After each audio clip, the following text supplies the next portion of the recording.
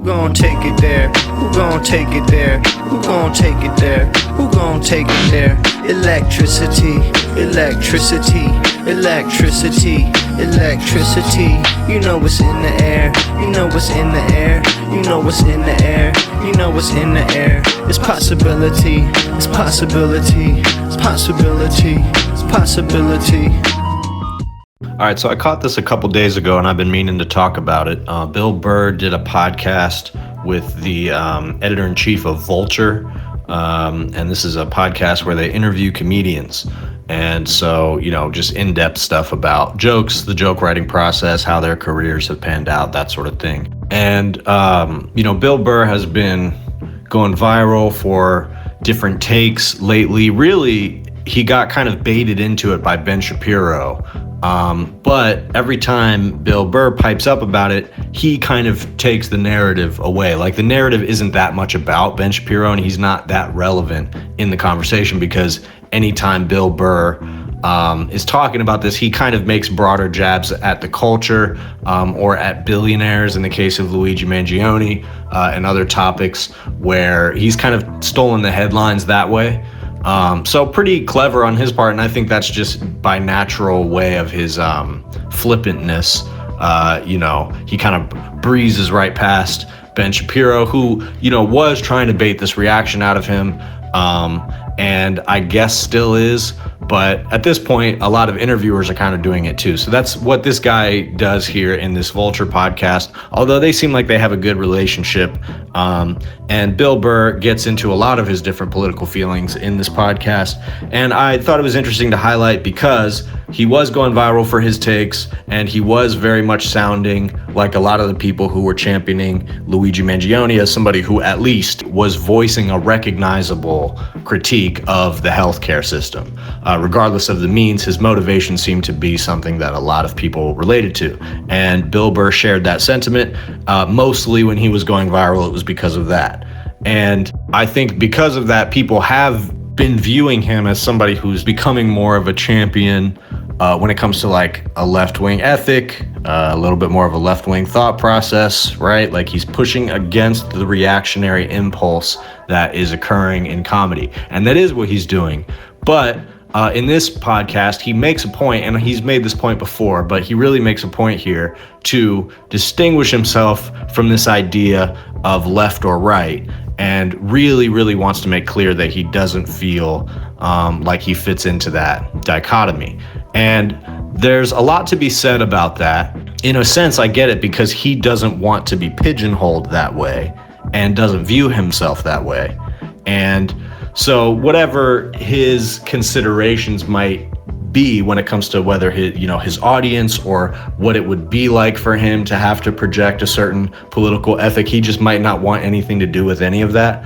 But regardless, he is projecting a vision about like what he the place that he wants to push forward to beyond the left and right sort of dynamic. And I actually kind of understand that motivation. However, I think the flaw in Bill Burr's thinking here is that he's at least not acknowledging, or perhaps not realizing, the extent to which what he is espousing is in fact a left-wing ethic. And so a lot of people are kind of in various places on the spectrum and don't necessarily fit clean into one category. Bill Burr is a good example of that here. I want to emphasize that and talk about how that applies to, I guess, the rest of the people in the nation. So let's check it out.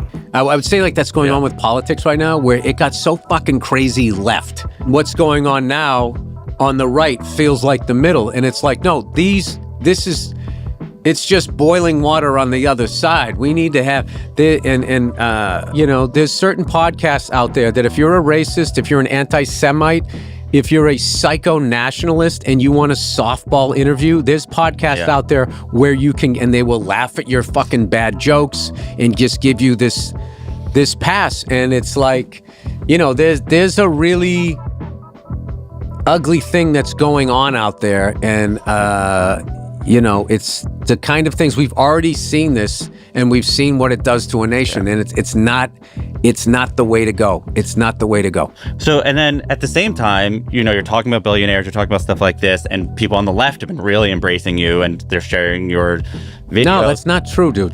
Certain parts of the left. That's not true. Certain portions of the left. That's not true.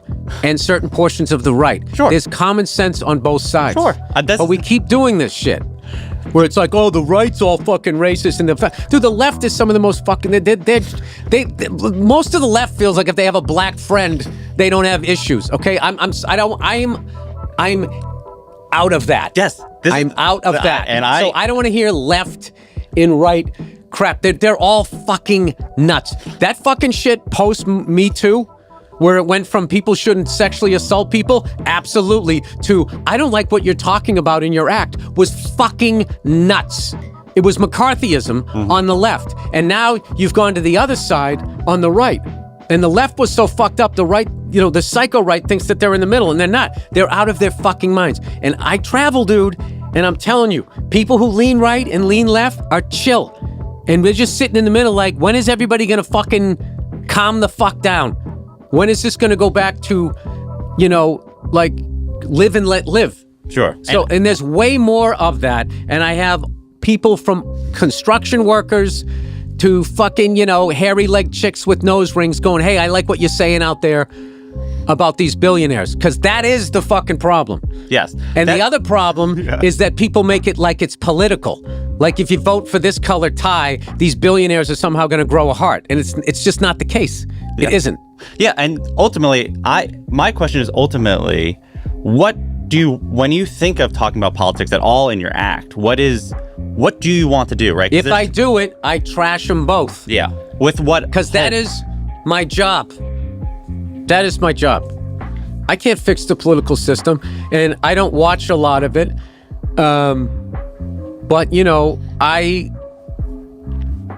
I do stand up, if I start trashing like Trump, I would hear the left in the crowd like, yeah, and I'd be like, the fuck, you voted for a guy that, is staring off into space. Mm-hmm. Like, your guy literally should be in a fucking home. What are you patting yourself on the back for? X, Y, and Z, blah, blah. Your fucking party has not let you has not let you choose your candidate since Obama's second term. Yeah. You're liberal? That's fucking insane.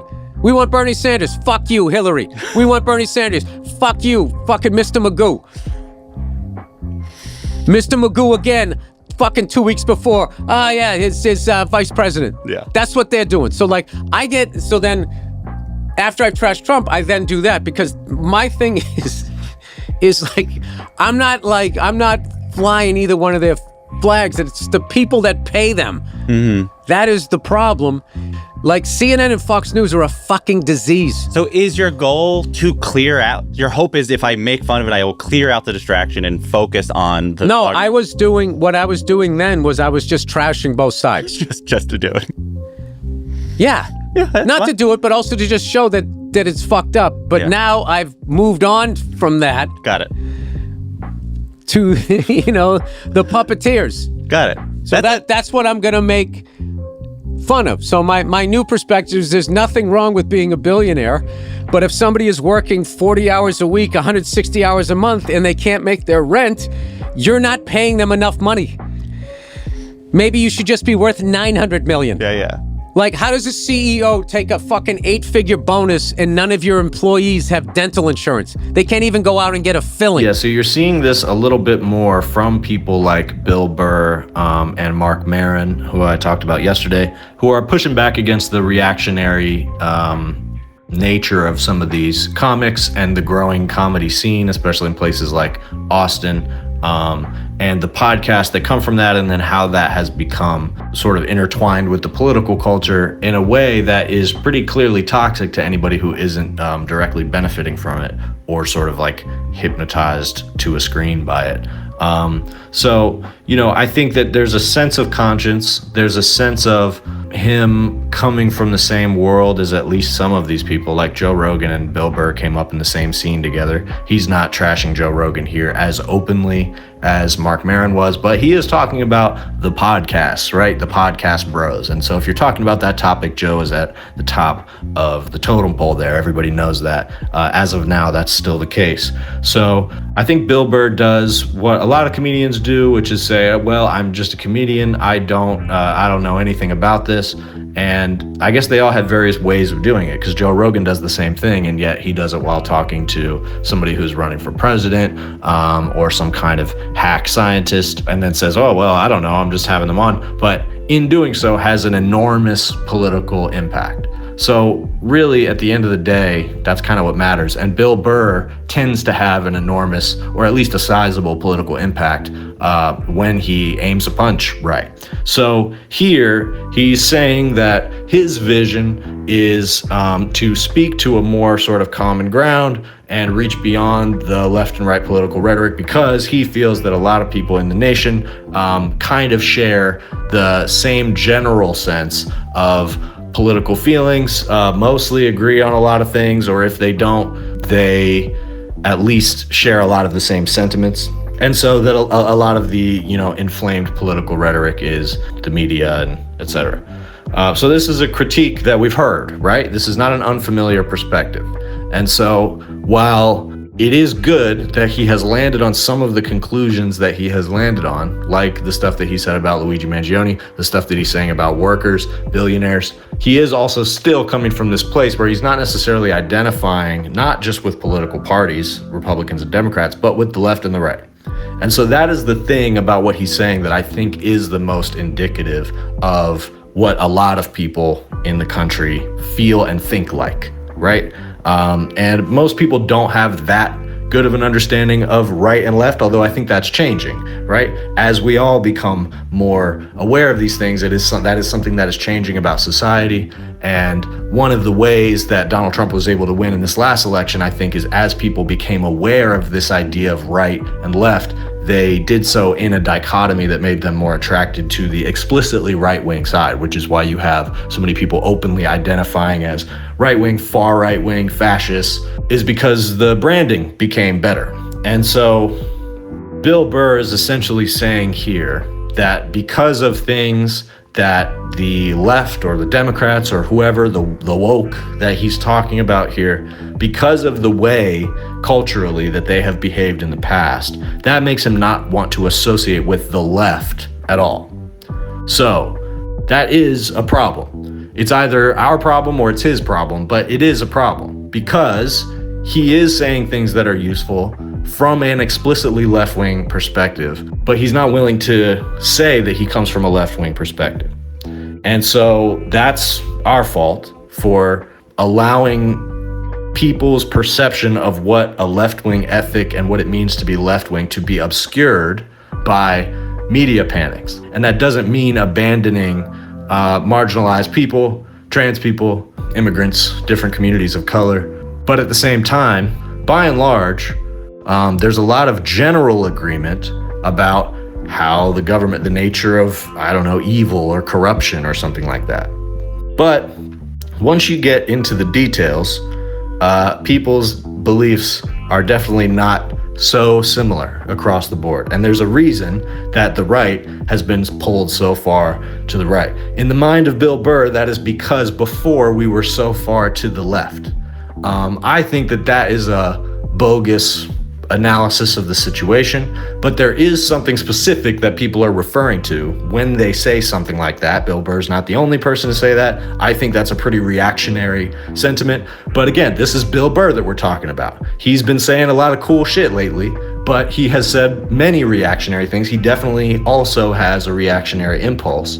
And so I think what he's referring to as the left is more of the sort of social discourse that came of movements like Me Too, and even after COVID, became difficult for people to swallow in the discourse. But what has happened is the focus on social issues in lieu of addressing serious economic issues has caused people to think that that's all the left cares about or thinks about.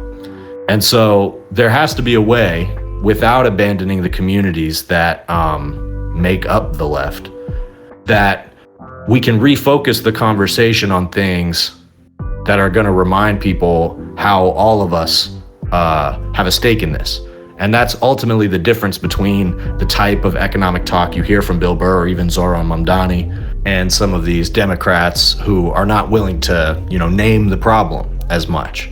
And so that refocus on economic issues and on the shape of society is important. However, I do have another concern here, both with this type of rhetoric that Bill Burr is talking about and with the rhetoric of moving to beyond the two-party system, right? Which is something that I'm in favor of. I think the two-party system is restrictive. I think things like ranked choice voting are good. And we definitely need more openness in the political system.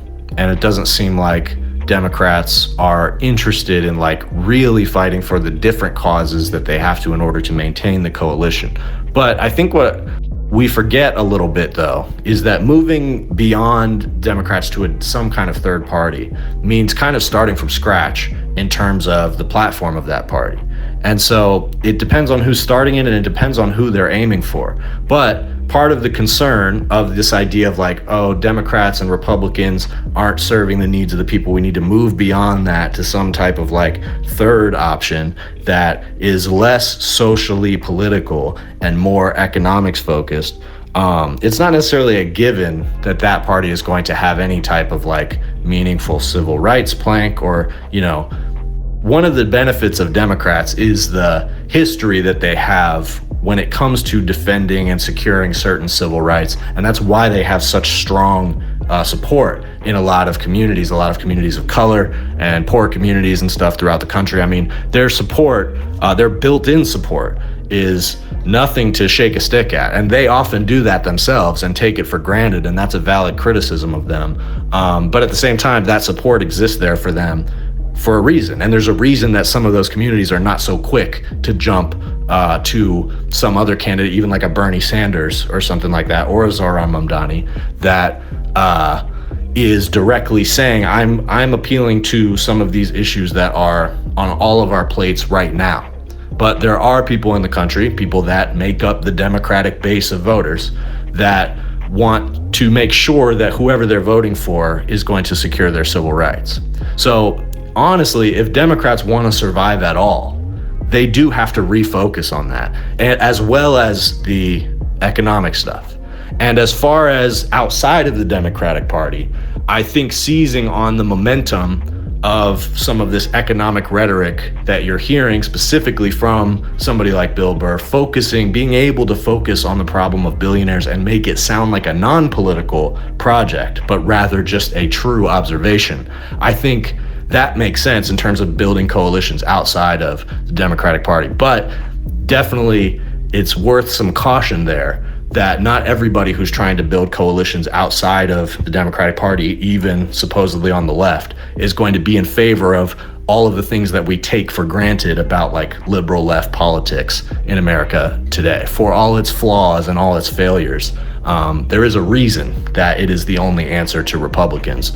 So, if people like Bill Burr are the ones who are kind of throwing some rhetoric out there that we can use to chart a path forward, that's good. But whether this type of rhetoric or Cenk Uyghur's rhetoric, has the type of moral compass to really build something new from scratch, I'm becoming more and more skeptical of that, obviously. But, the more I listen to them, it just becomes more clear. Cenk Uyghur and his Jubilee thing, which I'm not going to do a video about, but his whole thing about DEI, feeling that DEI is just too divisive of a policy. That's the kind of thing I'm talking about, where it's some of these things that we take for granted as not being up for debate. Once you move outside of this two-party system and build something new, all of a sudden you might find things up for debate that you never thought you might find up for debate. So just a challenge to expect when going in that direction.